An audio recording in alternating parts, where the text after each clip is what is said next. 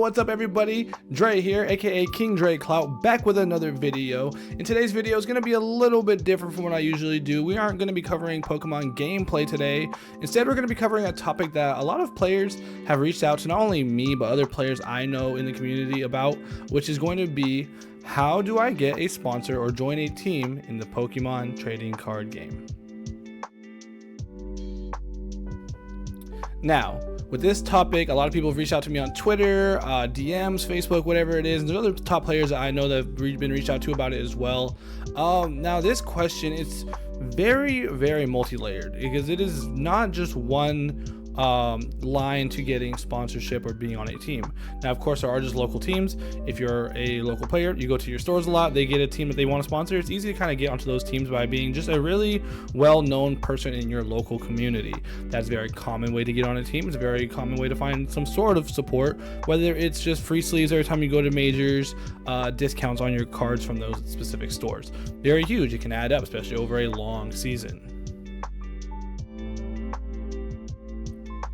Now, in my first season as a Pokemon TCG player, I benefited from a local sponsor. My first sponsorship was with a team called Fast Forward that was put together by a local Fresno shop called American Card Shop. My team leader, the part owner of the store, was the person that put me on the team. His name was Drex, very nice guy. Was a streamer, actually put me on to like streaming and stuff like that. Really just gave me my start as being like a player that was recognizable and noteworthy enough to be sponsored even at a local level, because I was going to locals a lot of people knew me, and then my online presence was already starting to develop pretty early. So he took that initial step by inviting me on, even though I was a newer, unproven player, because I hadn't even attended a regional yet. I had just won a bunch of like local tournaments, win boxes. I did do really well in like a local 1K. That was before regionals came back post COVID, and I beat players that had just top 16, like the latest regional from coming back from COVID at Salt Lake City. I think I beat like 2 players that each were in like the top 32, top 16, and then lost the finals to a mirror match to somebody that like also top 16. So I did prove myself against top players, and then of course just developing myself in the local community, and just establishing my presence there, I think played a huge part in that. And I think if as a newer player, that is kind of like the easiest route. Like I said, I got discount on my cards. I got like free sleeves when I went to tournaments. So that did add up, and it helped, especially being a newer player. Now, there are a decent amount of players out there that I know probably already have local support, and they're looking for something bigger. They're looking for a sponsor that can give them, you know, bigger stipends, help on travels, and maybe entrance fees and stuff like that. So those kind of sponsorships is where things start to get a little bit more intricate. It's a lot more than just doing well at tournaments. You're gonna have to build yourself as a brand, and you know, the more recognizable your brand is, the more, you know, opportunity you'll have to picking up sponsors. For me, I didn't have too much experience with that in my first season, because I had developed my online presence via Twitter, you know, having hot takes, posting funny like TCG related memes, stuff like that, and getting kind of recognized very, very early as somebody that could yap. And also, I went to my first major, finished top 64, and then followed that up with multiple other, you know, pretty decent finishes before getting actually picked up by the Shuffle Squad in like the later part of the season. I think like May, right before Fresno Regionals, where I got my first top 16. Now, getting picked up by that major team, they did take a leap of faith, because, you know, the person in charge of that was Zach Lesage. Huge shout out to him. Cal Connor was also on the team at that point and vouched for me heavily, which I appreciate. And, you know, they saw that I was developing as a player in the tournaments, but also as a player that people recognized, saw, laughed with, and enjoyed viewing the content of on Twitter. And so they took that leap of faith because they see what I was going to potentially develop into. And with the help of the Shuffle Squad, it actually helped amplify that and speed up that process of me being known in the community at a wider capacity. So when it comes to finding these bigger sponsorships, there needs to be some sort of mutual benefit from both sides. You need to put yourself in a situation where you've built up a decent social media following and gone in and had good tournament placements. It's very, very easy for players to go into tournaments, spike a top 64, and then like, hey, I got a top 64, I think I deserve a sponsor now. Hey, getting a top placement is something to be super proud of. But I think, just getting that one finish isn't going to be enough to kind of show your worth as not only just a player overall, because it was just one finish, but overall your presence in the community. So working on yourself as a person, a brand, a recognizable character in the community, as well as having consistent and multiple finishes in the actual tournaments is going to be the main equation for you to get these bigger sponsorships. Now, of course, you do not have to be the most cracked player to get sponsorships. There are plenty of players out there that are just really casual players. They're more so content creators that get these sponsorships, which is also another way to go at it. Content creation is a lot more difficult than a lot of people lead on. Myself, I think I underestimated how difficult it is to be a, very, very just frequent and consistent content creator. Streaming seems like the most easy way to be consistent, and it actually is very, very tough. Being able to make sure you're carving out those hours in your schedule, making sure that you have the energy to be you on camera, because having a down day and you're being on stream, you probably just don't feel like loading up the game and loading up your computer and being on camera, which is a very, very tough thing to do. So content creation, another way of building up your brand without having to be the most cracked player. If you're funny, if you can entertain people, it's the best way to go at it. But it is also very, very difficult because there is a lot of competition, not just in the TCG, but in Pokemon overall. We have Pocket, we have Go, we have the VGC, Shiny Hunters, etc. So, there is a outlet if you are not the strongest player yet, or just have been playing a while and just haven't found, yourself being that competitive. Being somebody that, I know players that kind of started their career off of making meme and entertainment decks and just good content, is like someone like LDF, LittleDarkFury. Primarily when I first heard of him, he was just somebody that I know he played meme decks on YouTube and on Twitch, and people enjoyed it. He did start to develop himself more recently and has become more of a competitive player, which is awesome to see. But he definitely started out as being one of those players that was more so known for content than being a player. Someone that is like the epitome of being a very consistent and frequent content creator.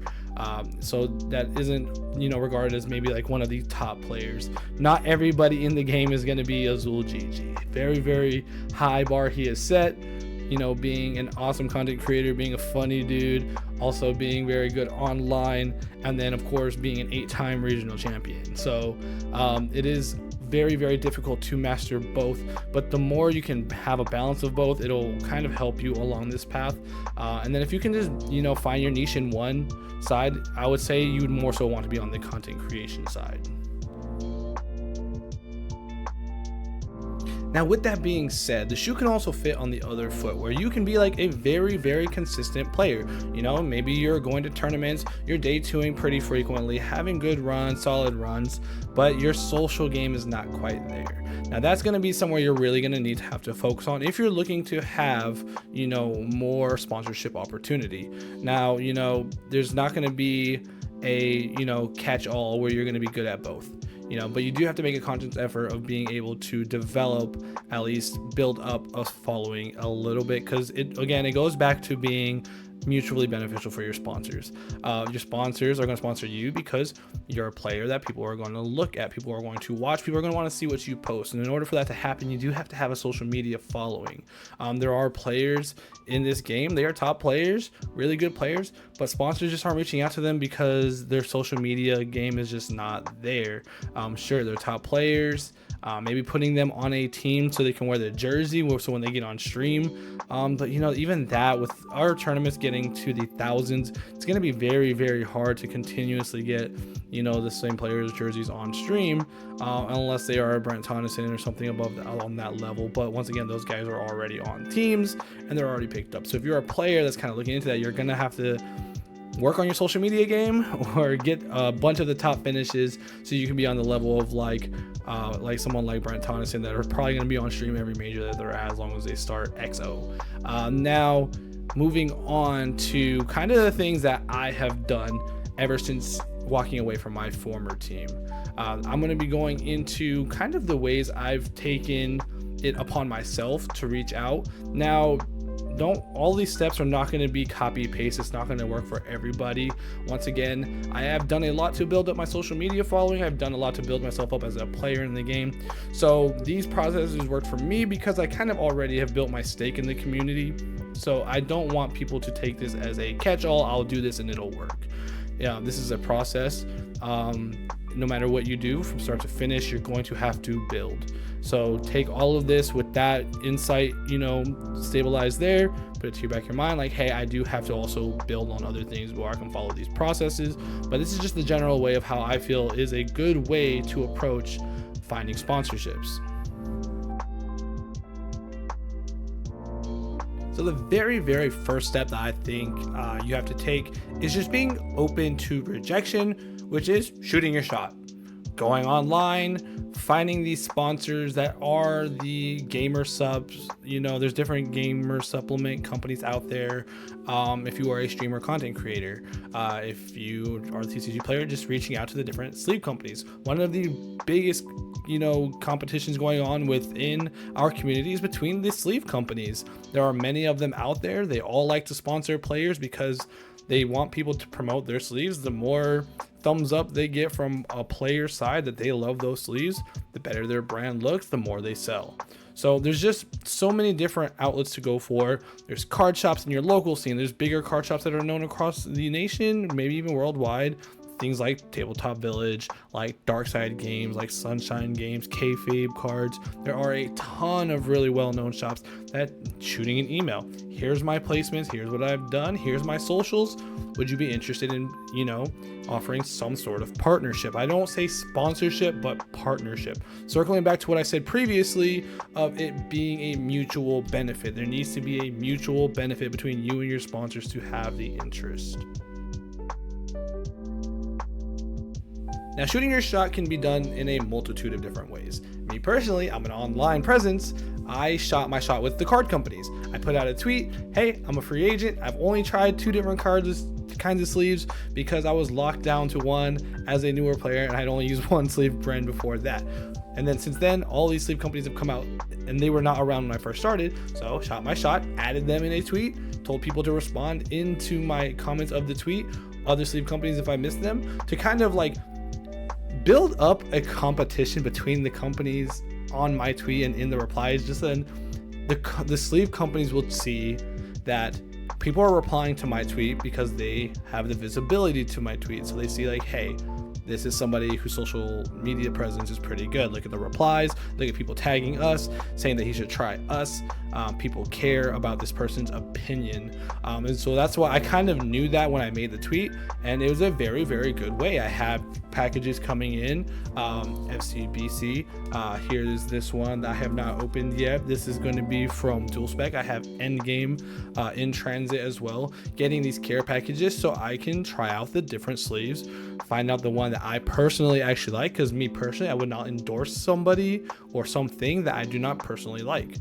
So I will be giving them all a try, figuring out which ones I like, then following up with them and asking them if maybe, hey, I like your product. Would you be interested in a partnership? Whether that be I get paid a commission off of a discount code, or I get a stipend every quarter or every month, whatever it is I decide to work out with my new card sleeve sponsors. But that is a definite good way to go about it. Is if you're an online presence, a good way to show off you have a good online presence is going through something like Twitter or Facebook to build up yourself, and then see have the competitors kind of duke it out, and which is a really awesome tactic to use. Now, if you don't have that big of a social media following, or you're just too shy maybe of doing something like that, the most professional way to do it, and it's definitely a way I approach it for other sponsors, like when I was reaching out for my gaming supplement sponsor for my stream. I reached out, I went to all the different companies, I reached out. They all usually have their emails either in their bio, or there is some sort of website that you can go to and find a contact. There's almost always a contact us bar on every website or on every page. Sent them an email. Hi, I'm Dre, known as Dre already, King Dre Cloud on socials. Here are the links to my socials down below. I am a player in the Pokemon TCG community that is pretty well known both socially and is a pretty strong player. I've had X top placements, and I have this much following, and then I was reaching out to see if there was interest in maybe becoming mutual beneficial partners, or if you were looking for a potential partnership with a Pokemon trading card game player. They reply, and then usually that comes with okay, like, would you like to sample our product? Or I would take, if they didn't offer it to me, I would ask them like, hey, before moving forward, is there an opportunity for me to sample your product, have a care package, so I can make sure that your company is something that I enjoy as well, want to partner with for the stipend reasons. Now, finding shops that are bigger than your local shops as sponsors is probably the most difficult but the most beneficial. Usually the bigger stores that are more well known are going to have the income to be able to pay a stipend to a player. If you are the caliber of player that is worth being paid a monthly stipend for being sponsored by that store, promoting the store, what have you. That is probably the hardest one to do. That's the one that's probably going to require being both a very strong player, both in tournament and having a very strong social media following. All of the other ones I think are pretty decent. If you're one or the other, they're going to work with you because you're a creator, social media savant, or you're just a very strong player, very good player that people know of. So getting the big stipends, or not even big stipends, but just getting stipends from bigger card shops themselves or from online stores is going to require kind of a bigger presence. That's going to be the most difficult option for sure. So if I were going to start out as a player looking for sponsorships, the very first thing I would do in the order is start with my local stores. Build a relationship with locals, talk to the owners, see if there's any kind of interest, or if they already have a team, if there's any openings. Then I would move on to finding a card sleeve brand that may be looking for sponsored players or just looking for more partnerships. I would definitely start to reach out to the different competitors, see what they offer, see if they're interested. If you're a creator, I would probably stay away from the gamer supplements if you're not a content creator. Promoting like the energy drinks isn't really something that Pokemon is fond of in the tournaments. Like if you have a jersey and it has the energy drink company on it, they're probably not going to allow it on stream anyways, because it is still a kid-friendly game. So energy drinks aren't really great for younger kids. So unless you're a creator like myself, you stream, you make YouTube videos, whatever, I'd probably stay away from the supplement brands unless you are one of those creators. And then finally, once again, circling back, the most difficult one, getting the card shops, getting an actual stipend. Once you've developed yourself both on the social media side of things, and then also in tournament having multiple top placements, consistent placements where your name is kind of holding validity as a player, then I would actually start to maybe reach out in a similar way that I explained with the supplement company, of finding the emails, the contact information, sending a professional email just stating that you're looking for potential partnerships. Here are my socials, here are my placements, would you be interested? Now, a lot of players that you've made it to the end of this video, I appreciate it so much. Thank you for listening. I hope a lot of this information has come off and helped. I know a lot of you may be disappointed that there's nothing like I'm giving you that's just going to get you insta signed or instant sponsored, but unfortunately there is no just cheat code to getting sponsored. You do have to put in work as far as building your social media following. You do have to put in the work as far as going to tournaments and doing well at said tournaments by practicing grinding. There is no, cheap way into it. Like anything in life, if you want something, you're going to have to earn it. I really, really do think that it is well worth it, though, once you reach those levels and once you've accomplished those things, being able to look back and say, hey, I did this. I was signed to this team because of what I've done. I've picked up these sponsors because of what I've done. If there's any questions, I'm always available. Go ahead and leave your questions in the comments. You can always shoot me a DM. As always, my social medias will be in the bottom. If you're looking for coaching, and this can actually extend to maybe being coached into your social media game.